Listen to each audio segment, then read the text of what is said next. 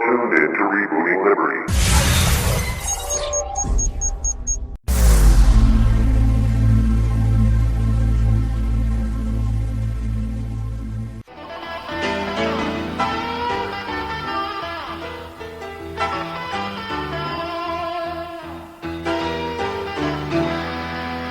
Have you ever wanted to have your own radio show? Rebooting Liberty Radio Network currently has openings for live programs. For a very small fee, we will create a show intro, bumper music, and provide technical production for your hour-long show. Email producer@rebootingliberty.com for details. You can find us at live.rebootingliberty.com.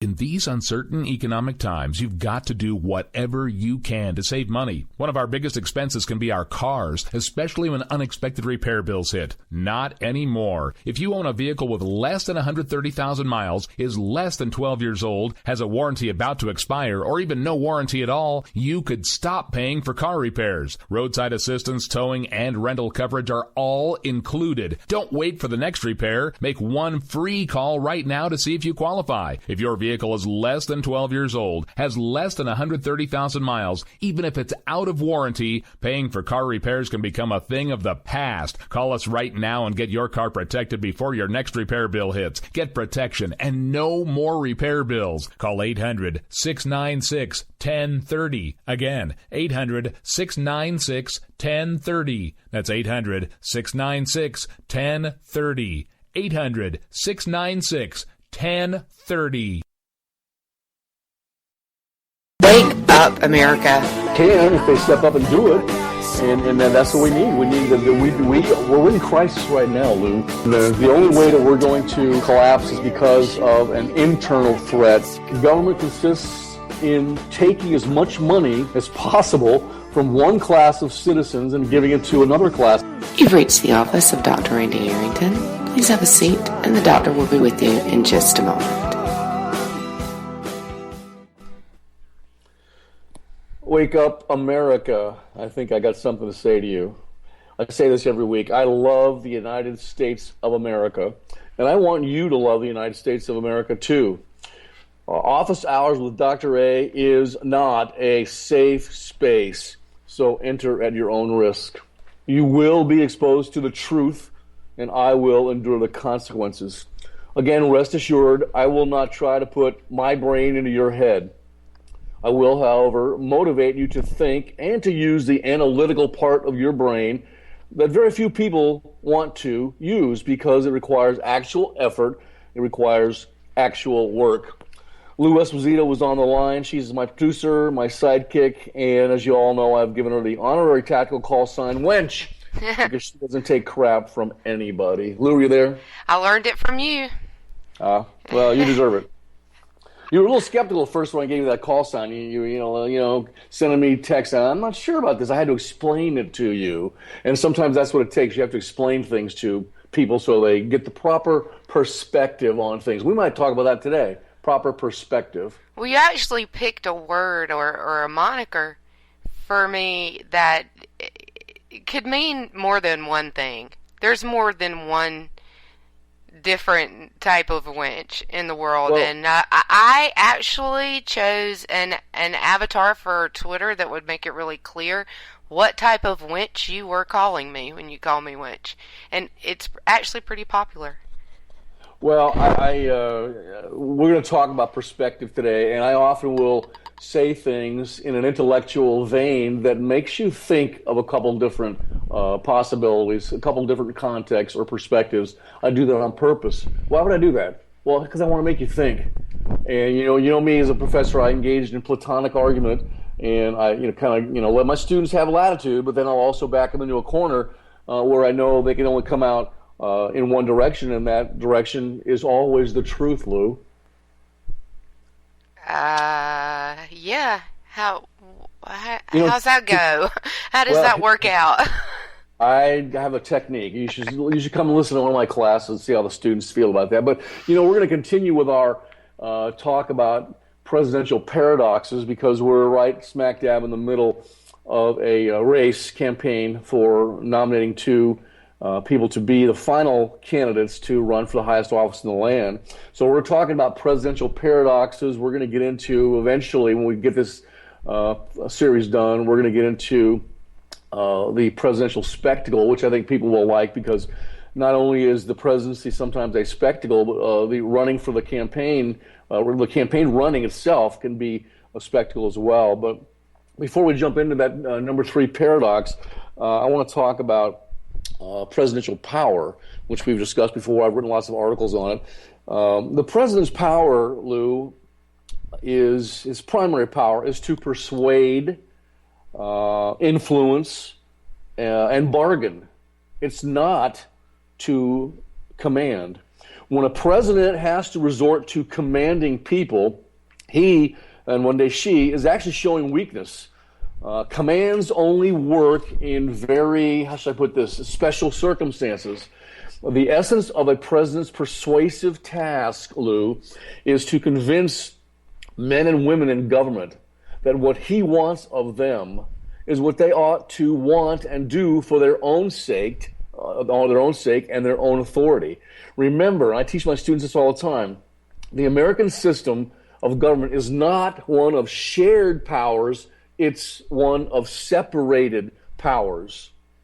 The president is only one of several masters, if you will, of the government and of the bureaucracy. And even the White House staff, they have independent sources of power. People in various positions in our government cannot do much without persuading others to assist them, to help them as an asset. And this applies even to the chief executive. However, in our system of government, more people need favors from the president than from any other individual. And that gives the president a tremendous source of bargaining power. With the president's everybody, right? With everybody, with lawmakers, with corporations, with international organizations, with everybody. Well, he's got let's put it this way, he's got perks and benefits that he can bestow on people that do what he wants them to do. The other side of that coin is he also has punishments that he can inflict on people who do not do what he wants them to do. We heard that knucklehead Valerie Jarrett said that same thing when they got in the White House second term. We're going to reward those people that were on our side and punish our enemies. She said it with a lot of vitriol in her voice, as far as I'm concerned. Do you remember that?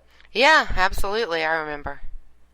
All right, so let's talk about this. Before we get into paradox number 3, the president's resources include the bargaining power that comes with that position as our chief executive, public prestige, and professional reputation. So the president's professional reputation involves how should I put this, others expect him to react. In that vein, isolated failures on the part of the chief executive are not a problem. But if the failures become a pattern, this will weaken our president. In addition to anticipating what the president wants, others in the governing system of the United States also have to assess how hard he will try to get what he wants. So tenacity is very important in the White House. If a president, Lou, cannot convince others that he will inevitably win this battle, at least he needs to convince them that it will be very costly to double-cross him. You cannot punish everyone, but you need to selectively punish your enemies, and again, like we mentioned earlier, reward your allies. So that's a source of power, number 1, the president's professional reputation with those people inside the beltway, if you will. Public prestige deals with the president's popularity support, his popular support outside the White House. Go ahead. You want to ask me a question? Yeah, I do. I want to ask you about punishing your enemies and rewarding your friends.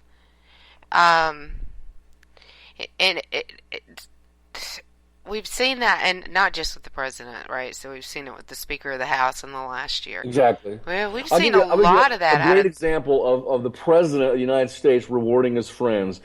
The day they had that historic Supreme Court decision regarding gay marriage, homosexual marriage. What did the White House do that very night? They lit up the White House, the people's house there that we own, not him, in that array of rainbow colors. That is a reward to those people because they probably overwhelmingly supported him in his reelection bid. So he's giving legitimacy to them.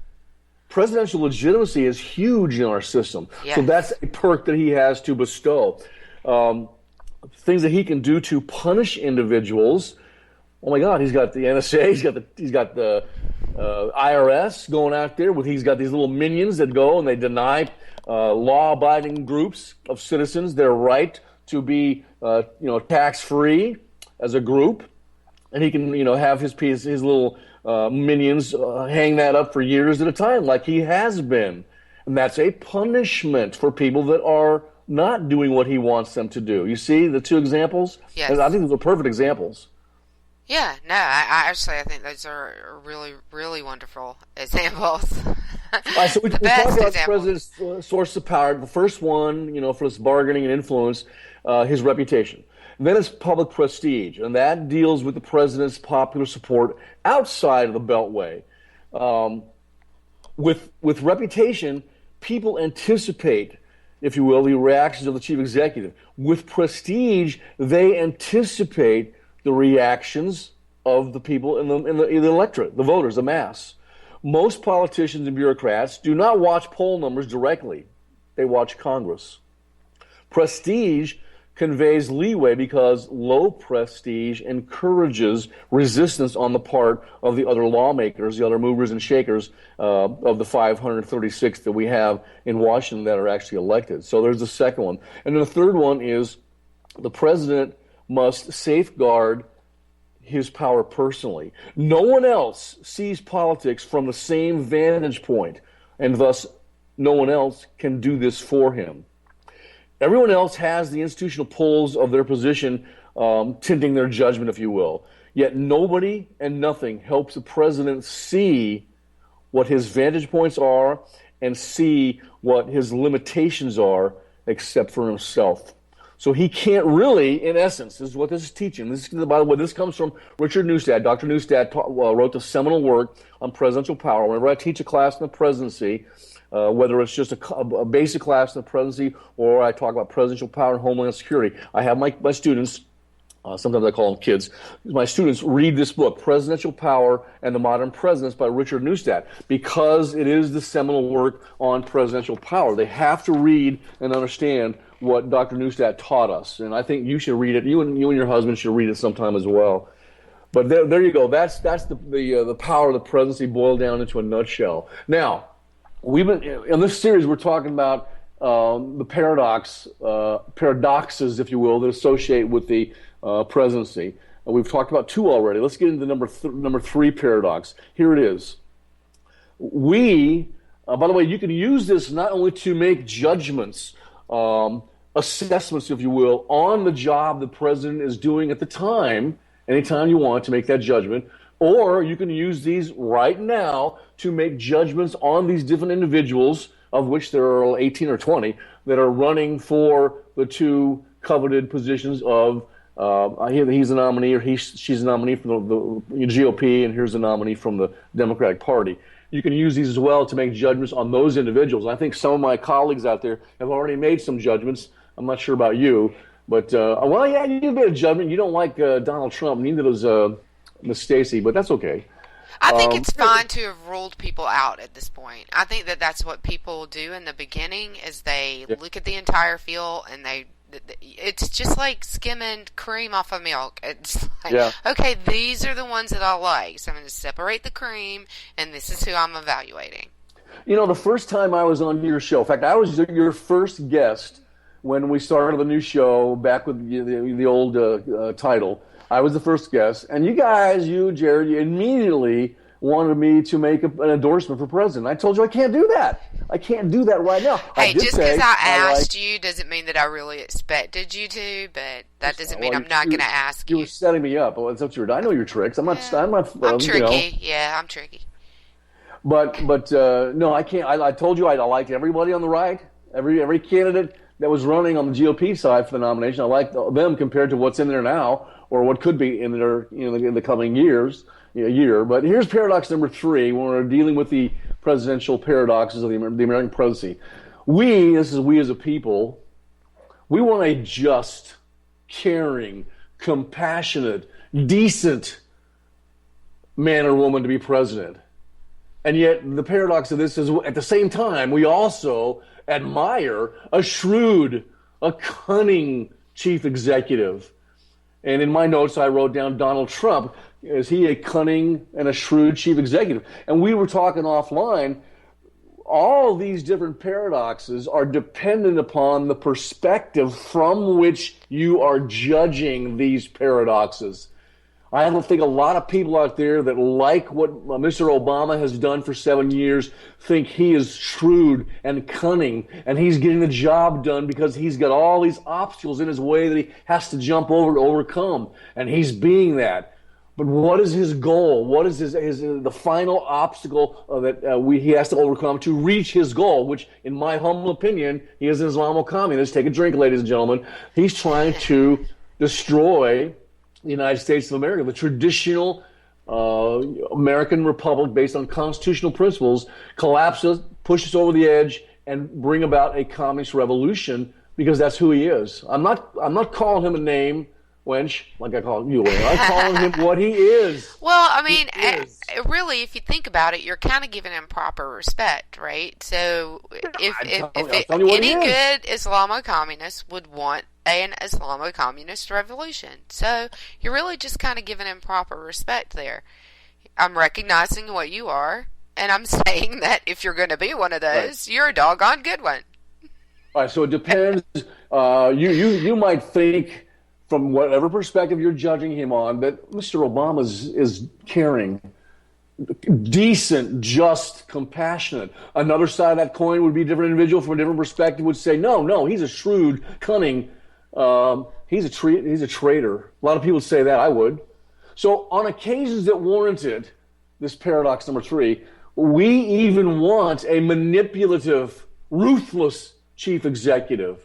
And that's where in my notes I put Barack Obama. He might be that ruthless, manipulative president that a lot of people want and other people loathe. We don't need that based on what he's trying to do to the country. There's always a fine line between boldness and recklessness. Well, and from a communications perspective, from a perception and especially public perception perspective, if that's, if he really is shrewd and cunning, he does an excellent job of coming off as calm and fatherly. Yeah. Well, I can see right through it. I know what his goals are. I know what his life is. I know how he's been trained. Yeah. Who his associates are. The acorn doesn't fall from the tree. And this guy is not only a tree. He's planted another tree, a whole forest, and he's building himself up. He's trying to destroy the United States of America. I hope JD and Stacey hear that because they might like that. Yeah, no, I think maybe they've heard you say that before. But again, let me go back. There's always a fine line between boldness and recklessness, between strong self-confidence and naked hubris, between dogged determination and stubborn pig-headedness. We as a people admire modesty, humility, and a sense of proportion. But you know what, wench? All of our great leaders have been vain and crafty. That's why I like hanging out with you on the radio and in events we go to, and JD and Stacey, because you guys, I think, recognize that Dr. Arrington has the potential to run off the edge of that arrogant intellectualism, and you always make sure that I keep one foot firmly planted in humility. That's why I like to hang around with you guys. You agree with that? Yeah, I think we do that for each other, actually. But yes, that it is good to hang out with people that keep you grounded. Is that what at the Red State gathering when she pinched my face together that she was? Isn't that what she told you? Humility? Isn't that what you told you? She told you it was endearing. I I will never forget that. I'll probably mention that till the day I die, and she made sure I was humble. Now, here we go. Would-be presidents. We're going through a campaign right now, so we got to judge these guys. We got to make informed judgments. You know what, people? Don't just listen to the activists like most of us want to do. We don't want, I opened the show with that we do not want to use the analytical part of our brain because that requires work. And you know what? That's what we have to do. That's what I encourage my students in the university setting to do all the time. Don't let others do the work for you. I tell them all the time, if you hear something come out of Dr. Arrington's mouth, don't believe it right off the bat. Go do the research yourself. Find out if I'm telling you the truth or if I'm lying to you. And sometimes I would tell them all the time, I'm not going to purposely, lead you astray, but I might say some things, one, to see if you're listening to the lecture, and two, to see if you've got the guts to challenge me. And I would say things like, Abraham Lincoln, the great man, president that he was, the fourth president of the United States that he was, and then I pause to see if anybody will challenge me. And some do and some don't. But I do that on purpose just to see if they're listening and if they'll challenge me. But some people don't challenge no matter how much they're listening. You about ready to give your voice a break? And it takes them about, 3 lectures before they realize I'm one of the good guys. And they can trust me, and they know that I allow them to speak their mind, and I'm not going to cut them off like that knucklehead O'Reilly does. I'm going to let you speak, and then we'll incorporate that into the discussion and let others engage you in intellectual banter. That's where they learn, Lou. When they go to college, it's not about me putting my brain into their head like most of my liberal colleagues wanted to do. It's about the professor motivating you to use the rational thought process. To engage in reasoned, analytical thought and come to your own conclusion. You might come to a different conclusion than me, but that's okay. So I always encourage them, even if I tell you something, go find out if I'm telling you the truth. So, well, I challenge you, but you ready? You want to take a quick break, and we'll come back with number 4. Geez, I was just getting going here. Yeah, okay, we'll take a break. Yes, ma'am. All right, we're gonna take a quick break right here, and we'll come back, and I think we'll pick up with that was still 3, and we got one more thing that we'll go into 4. All right, real quick, 10 seconds. Okay. Oh, you got one more thing when we come back from break, and we'll go into 4. Oh yeah. Sounds good. All right, we'll be right back.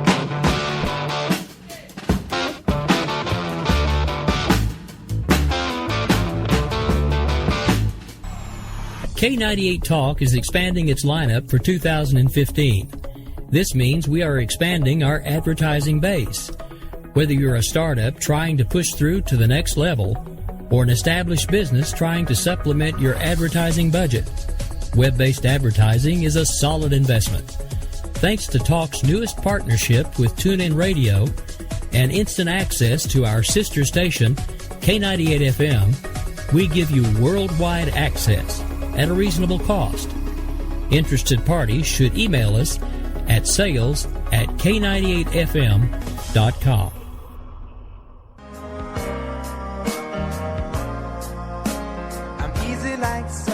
Wondering why you're up early with us on a Sunday morning making a cocktail? News lately got you drinking? Hung over from the mainstream media by Sunday? We are, and we got you covered. We sure do. We got your hangover cure for those weekly news blues. So sit back, top off your mimosa, and add some Baileys to that coffee. Take a match to your copy of the New York Times. Light, funny, and oh yeah, news with booze. And a lot of laughter. Welcome to Bloody Marys and Broadsheets.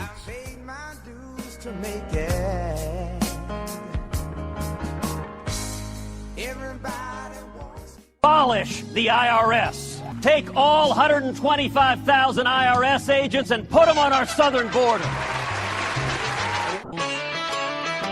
That's us. That's right. Gotta love this American ride. Both ends of the ozone burning. Funny how the world keeps turning. Look, Mom, no hands. I love this American ride. Gotta love this American ride. All right, we're back and talk about a guy that might have the all the pieces to be president. What you think? Would-be presidents, what do they have to do? Simultaneously, they have to win our trust. Oh my gosh, trust is so important. And of course, we know character in the person is a critical component of whether we're going to trust them or not. But they have to simultaneously win our trust. How do they do that? Through displays of integrity, while possessing the calculation, the pragmatism, and the single-mindedness of a jungle fighter. So those two things are a paradox. And these guys that are running for president, that's exactly what they have to do every day until we pick one of them. Paradox number 4 in the presidency, we the people admire, how do I put this, the above politics, the bipartisan, the nonpartisan approach. And yet, you know what, Lou? The presidency is perhaps the most political office in the American system of government, which, again, often requires a politician that's creative and is an entrepreneurial master, if you will. As a public, and this, I think, is happening more and more, we yearn for a statesman. Mark Levin writes books all the time. He talks about statesmen. We yearn for a statesman in the White House, for another George Washington. And again, I mentioned this earlier on in our series here on the radio show, Office Hours with Dr. Ray, that George Washington despised political parties. Go back and read his very short address where he left office. He warned the nation about the dangers of what they called factions back then. Factions today are nothing more than political parties. Washington was a statesman. Washington could have been president for life. But he was smart enough to realize, no, that's not the way it works. 2 terms, I'm gone. Let somebody else come in there. Presidential politics Do you think it matters? Can I ask you something about Washington? You can ask me anything, yeah. Yeah, do you think it matters that he had led the army that fought the war against tyranny, despotism, that kind of rule? He was pretty adamant about America not having a king. Do you think that passion came from leading the army? I think it did, but it also came from him being very book learned, very knowledgeable, intellectual about society, about human interaction, complex human relations, and understanding government is not the solution to our problems. Government is the problem, and they can be a huge problem. You're quoting my favorite president. Who would that be, Clinton? Well, my favorite modern president. Yeah, exactly. That was a Reagan quote, and you know it. Yes, one of mine too, Ronnie. But he was a statesman, and he understood. Being the commanding general, fighting against King George, the third style of tyranny, he couldn't go right into being a despot, which is what he would have ended up being. So he was smart enough to know that. Presidential politics demands that a chief executive be a gifted broker of politics, a gifted political broker. After all, he is the party leader. It's not Debbie Wasserman Schultz, whatever her name is. She's not really the party leader. It's Barack Obama. He is the party leader, but he is also the nation's only nationally elected representative officer who is supposed to represent all the people. So here's the paradox. We ask them to simultaneously be above politics in their behavior, in their demeanor, and in their policy setting, and yet be highly political as well. And that's a huge paradox. And we have to understand that when we're judging the president's credibility, his trustworthiness, and his job that he's currently doing as president. We do those polls, rank the presidents or how's the president doing. Now, paradox 5, we as a people want a chief executive who can be a unifier, who can unify the diverse amount of people and interests that we have amongst the 330 million citizens and non-citizens in the United States of America. We want a unifier.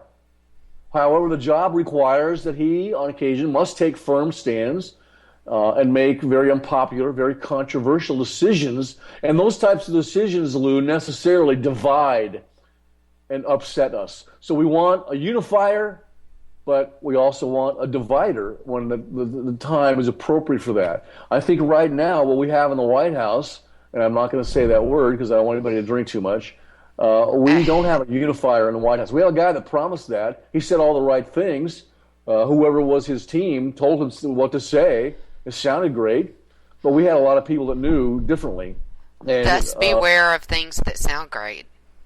Well, yeah, we don't want great oratory. Cicero often lamented that great oratory. He wondered if great oratory was a national treasure or something to really be worried about because of the potential for demagoguery. And that seems to be a problem, mostly on the left in our political continuum. But we can have demagogues on the right as well. Oh, we certainly do. Yeah, we certainly do. And we see it more during the primary season, I think. And I think it's not as much the norm. Well, normally in a primary, you get two different elections. I always tell people when I teach about the presidency, the most important election is not the general election, people.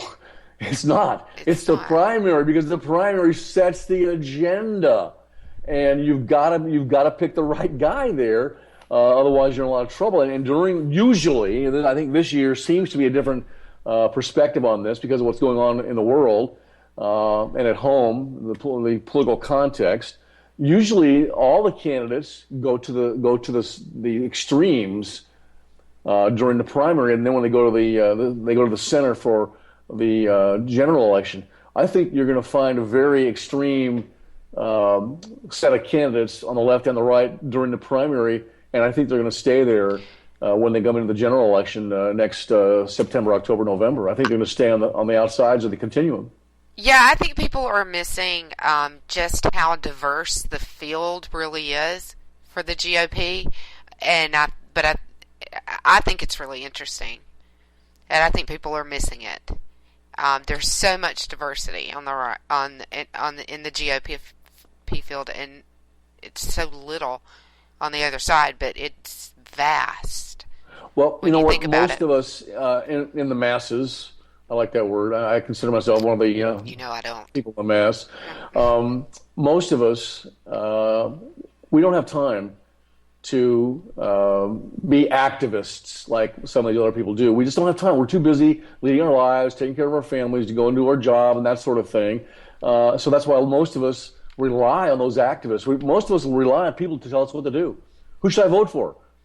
Well, I'll have my pastor tell me, or I'll have this particular person at work who I look up to and think they know a lot about politics. I'll have them tell me who to vote for.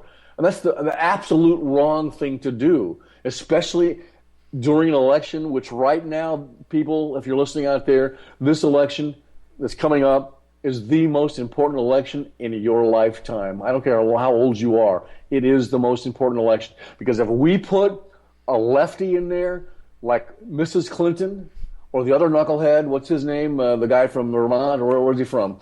Bernie Sanders, I think it's Vermont or New Hampshire. We are in deep trouble. And I've said this before, I may write an article about this coming up, but we have great potential to balkanize, to break up into 3 or 4 different separate nations. I know you don't want to hear that, but it might actually occur. And if we did do that, and we had a conservative United States of America, first thing I'd do is I'd probably get involved in politics on the elected or appointed level, but I'd say the first thing to do is put up huge walls all around whichever 18 or 20 states we get. But let's put it in perspective. That's a political scientist's kind of mathematical perspective on it. It's a mathematical possibility. You want me to give you a mathematical possibility? What's the chances? What's the odds? No, I don't actually. I don't, only because I don't want to know. Yeah. Well, I personally believe, and I put this out on Twitter all the time when I'm not fending off my Twitter trolls and your JD and Rick Robinson and Miss Stacy's Twitter trolls. Every now and then I get to do that when I have time. Yeah. I tell people all the time on Twitter, no, the United States, the true conservative American patriots, will rise up, protect, defend, and preserve traditional American liberty and our constitutional republic. We will. We're not going to let this thing fall. And I'm sorry if you're not on that side. If you're in Black Lives Matters, or you're a Muslim, you're a communist, a cultural Marxist, which we'll talk about in a few weeks. We'll get back into that, Lou. I'm sorry. You are going to lose, people. We will fight you tooth and nail. And guess what? We will win. And that's the truth. It is the truth. I'm telling you that. No, we got patriots. And Sam Adams said this.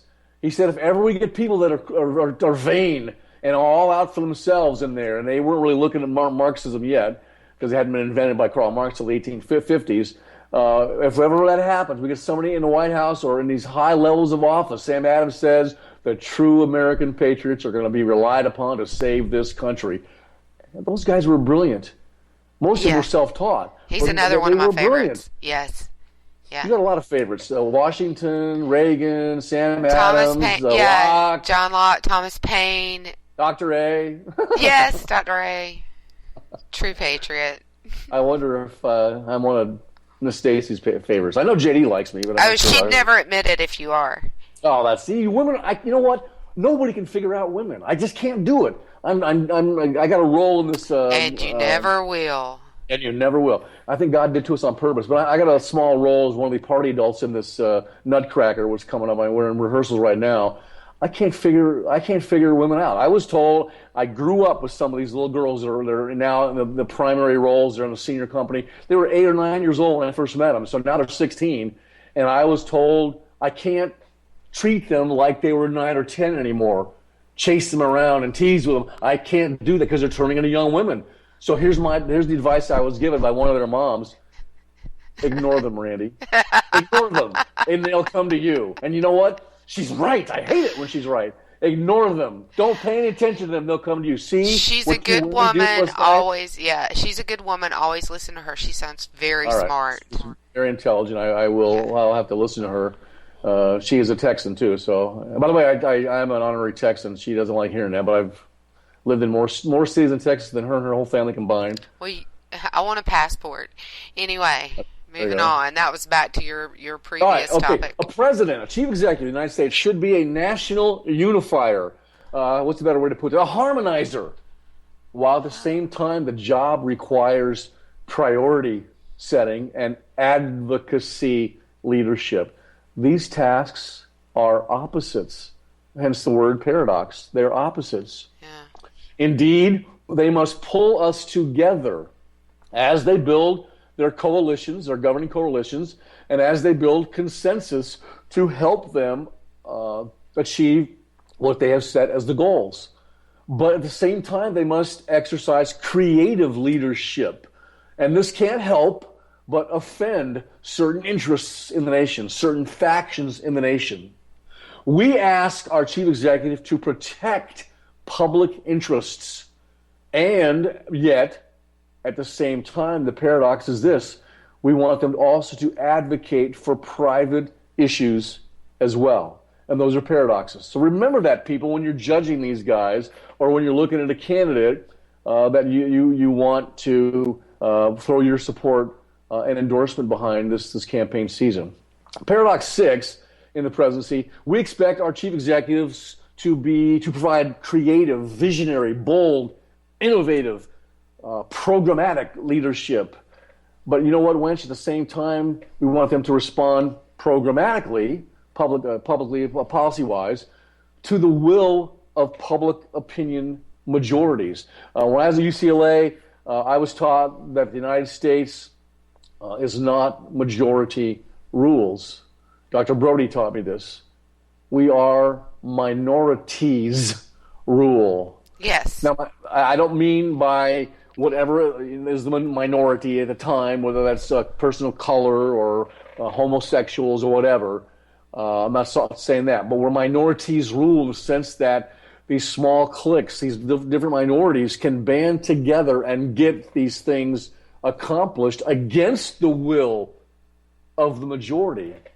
And what Tocqueville taught us in Democracy in America to worry about the tyranny of the majority.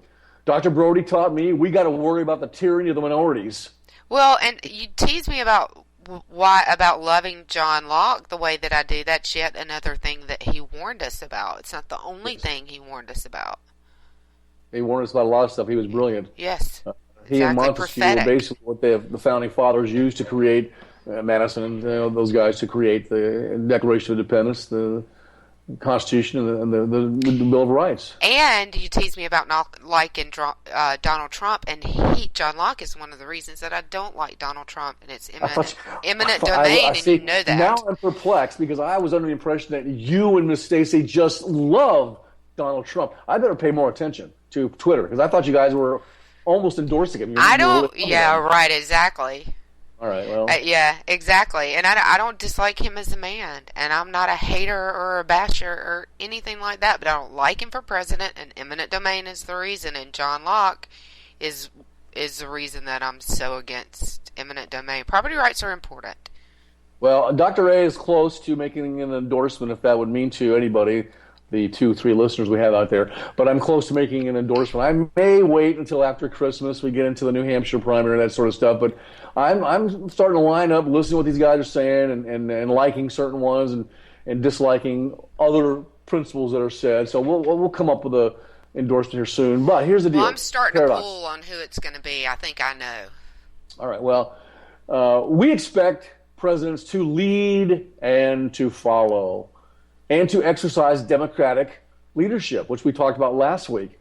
We want principled leadership, but we also want flexible, adaptive men and women to lead us. It's almost like as if we're saying, lead us, but also listen to us. Remember, we can only be led where we want to go as a people. We're not like dogs chained up. We can only be led where we want to go. We'll resist going in directions we don't want to go. We want presidents with creative plans who will also respond to facts and be able to improvise according to varying historical context or political context. Remember what I taught you last week, I teach all my students this. When somebody gets up and says something in the political arena, think to yourself, why would he or she say that? What's the political context from which that person is saying that? What's the historical context that is motivating them to say that? Why you don't like Donald Trump? You say he's bad on eminent domain. He's this, that, and the other. Why would he be saying what he's saying now? Why did he change his opinion? I said last week that I thought Marco Rubio was a slick punk in a three-piece suit. You didn't like that. Miss Stacy didn't like that. I'm telling you right now, I can see through him. And I know what he did when he was with the Gang of Eight. I know what he really wants to do. And it ain't what you're hearing anyway. Right now. He's not. Huh? He's not even. He's not in my top 3. So I'm really not that worried about it, Doc. He's saying things out of political expediency, if you want to call it that, historical context. I'd be very wary of throwing my support behind Marco Rubio. Remember, I said this earlier, most people can only be led where they want to go. Strong leadership can provide a vision that empowers all of us as a nation, both collectively and individually, to rise above the routine and to make real contributions as citizens to our common purpose. Remember I talked this a couple weeks ago. Too much personal success means you have failed as a leader. Yes, you're going to have personal success, but you got to remember, your job as a leader is to be like Coach John Wooden. I think, and I know this, when I teach my Air Force guys get ready to go to war, I know, based on the type of leader that I am, I can get more out of those students than they even thought they were capable of providing themselves. That's what Coach Wooden did at UCLA. Ask Bill Walton, Keith Wilkes, Marcus Johnson, some of these guys that played for him, Dave Myers. They gave more because of the way he influenced them and coached them. That's what a leader's supposed to do. We don't have that in the White House right now. We really don't. We've got a divider in the White House. Somebody that is, again, trying to foment revolution and split us all up into these warring factions, which make the country decay. We engage in moral decay, which means then we have economic decay, then we have societal decay, and then we have basically collapse of the Union. We're pushed over the edge. That's going to happen if we don't stop it right now. True American patriots, stand up. I am ready right now. Dr. A is ready right now to stand up with courage and fight these people tooth and nail. Who among you will stand up with me, shoulder to shoulder, and fight what's happening to our country right now? I know you will, Lou. Winch will. Winch will fight. I want to be on the right side, whichever side she's on. And all I will say is 3. Okay. Yeah. Exactly. Yeah, that's my radio answer. 3. Americans, as a whole, rebel against too much of this type of hierarchical leadership. We emphatically resist being led too far in any one direction. And we learned that, if you do any study, we learned that from Washington, his example, which we talked about earlier. We do expect innovative leadership, vigorous leadership when crisis occurs. Remember after 9/11, all of those warring factions inside of Capitol Hill came to the steps in front of the rotunda and arm in arm, hand in hand, sang, God bless America, and then a week later they were all warring again. That happens all the time. So we expect this vigorous, innovative leadership when crisis occurs, but you know what? Once the crisis is subsided, we don't want or need them around anymore. That's the basic example of our first show on this series, Dr. A, sheep, wolves, and sheepdogs. Once the wolf has been successfully destroyed by the sheepdogs, the sheep go back to being those, knucklehead, innocent sheep, and they don't want the sheepdogs because we got fangs. We look an awful lot like those wolves. Leadership, again, Lou, requires radiating hope, giving great expectations and influence, but it also must be grounded in reality. Americans tend to have very strong opinions, wench, but guess what? They don't last too long. The term I use for this is not about our eyes, it's about our minds. Most of us are myopic. We have strong opinions, but they go away very quickly. And that can be a good thing and a bad thing. Good thing and a bad thing. I'm ready to go into Parodox 7 unless you want to take a break. Yeah, let's let you rest your voice for a minute, and we will be right back. Okie dokie. Well, yeah, we'll be right back in a second. So you're going to come back with 7? I'll come back gloriously and triumphantly to Parodox 7. All right, we'll be right back.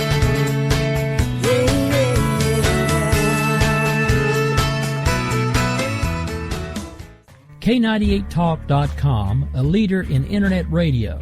So grab your seatbelts and take the ride of your life on K98Talk.com.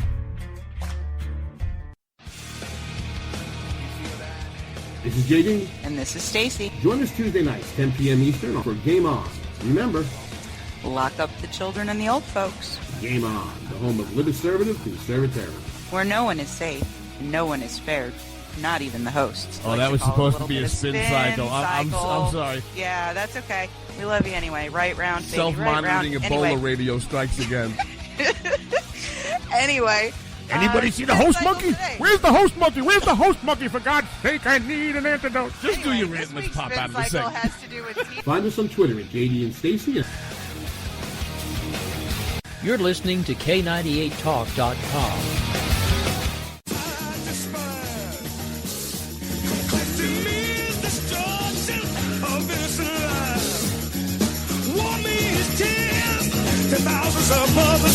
The internet will never be the same. You're listening to K98Talk.com. Whoa! Good God, y'all. What is it good for? Absolutely.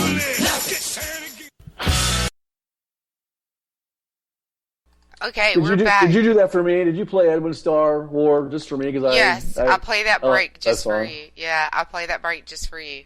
That and Rod Stewart's Maggie May, which we opened the show with. I love that, yeah. Yeah, actually, and those are a hat tip to Jared, because those are a couple of his breaks that he let us borrow.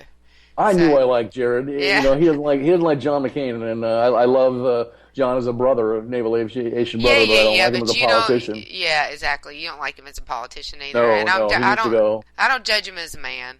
I tell him all the time he needs to resign. Go Right. out I know to pasture. politicians do things for political reasons. I don't judge him as a man, Yep. and you know, whatever. We were talking earlier about crisis and how the president reacts during crisis. You know what? We opened the show with this. America's in crisis right now, and it's only been building since Mr. Obama's been in office. What happened in Paris just I guess 2 days ago, right after Mr. Obama on national TV, ABC said that he had ISIS, I think he calls them ISIL, contained, and then they go and they have this heinous terrorist attack in 3 or 4 different locations, kill 130 or 40 people and wound 600 or 800. That was a coordinated act of war. We are at war, people. We're not at war against, like Mrs. Clinton said last night on the Democratic primary, the Democratic debate. She said, we're not at war against Islam. We're at war against radical extremism. No, we're not. Violent extremism. We're at war against Islam. And I tell you all the time, Islam is not a religion. It is not a religion. Islam is this brutal, totalitarian political ideology of total, absolute control over human behavior and thought. It's masquerading as a religion. I say it is basically from Satan himself. They're emissaries of Satan, as I believe Muhammad was. I'm sorry if you don't like that, but I'm telling you the truth.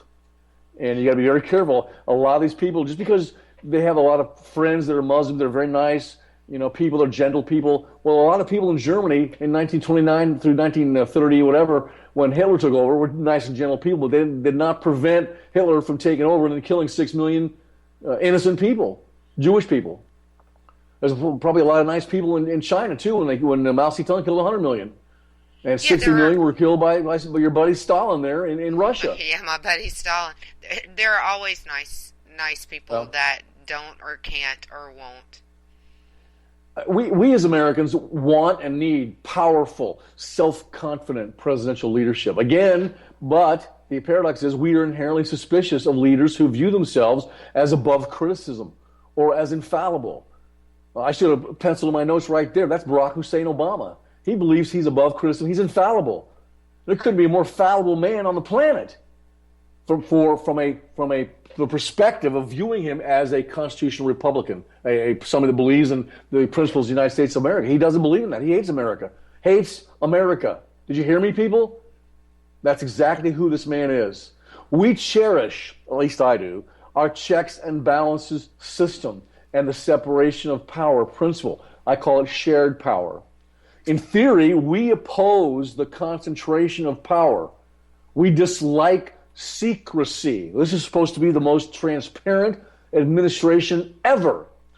The exact opposite has been the truth. The empirical reality of this presidency for 7 years has been it's the most secretive, hateful presidential administration ever. They spy on their own citizens, and they have no remorse. We resent depending on any one person to provide all of our leadership. That's why we have separated and shared powers. And yet, as Americans, at least on occasion, we also do indeed yearn for aggressive presidents who are dynamic in their behavior. We often tend to celebrate gutsy chief executives. I thought Ronald Reagan was a gutsy cowboy chief executive. I loved that guy. Yeah. These guys tend to manipulate and push Congress in the legislative arena. But here's the difference between Reagan and even Nixon, who at times was gutsy and manipulative, if you want to call it, pushing Congress. They still believed in the Constitution. They were not violating the laws of the land like Mr. Obama does every single day, people. We perceive great presidents to be those who have stretched their legal authority and dominated other branches of government. Teddy Roosevelt did that. A lot of people think he was a great president. His cousin Franklin Roosevelt did that. Lincoln did that. He mined the southern harbors. He suspended the writ of habeas corpus. They say he stuffed the ballot box to get reelected. All of his alleged constitutional violations after the fact received Supreme Court endorsement. And a lot of people view Lincoln as one of the great presidents because of the way he kept the nation together. Whatever might have been the Founding Fathers' intentions for our 3 branches of government, by the way, I teach there's 5 branches of government. We might get into that later on in this series, Office Hours with Dr. A. But whatever their intention was for the 3 branches, a majority of so-called scholars believe that most of the time, especially in crisis, our system of government works best when our chief executive is strong and when we have a self-confident, assertive chief executive. Self-confident, assertive chief executive. I'm going to give a few names here. I want you to judge whether they are self-confident, assertive. Ronald Reagan. Definitely. Jimmy Carter. No, not really. Barack Hussein Obama. Definitely. Trump, potentially. Yeah, I'm laughing. yes. I gotta throw that in for you and Stacey. I have to be honest. Yes, he would be. Self-confident and assertive. That's not enough, but yeah, he would be. No, well, and I understand what your trepidation is. I can read your body language, 800 miles away. There is, of course, a fine line between self-confidence, which is usually viewed as a positive characteristic or quality, and arrogance, which can indeed be an obstacle to effective leadership.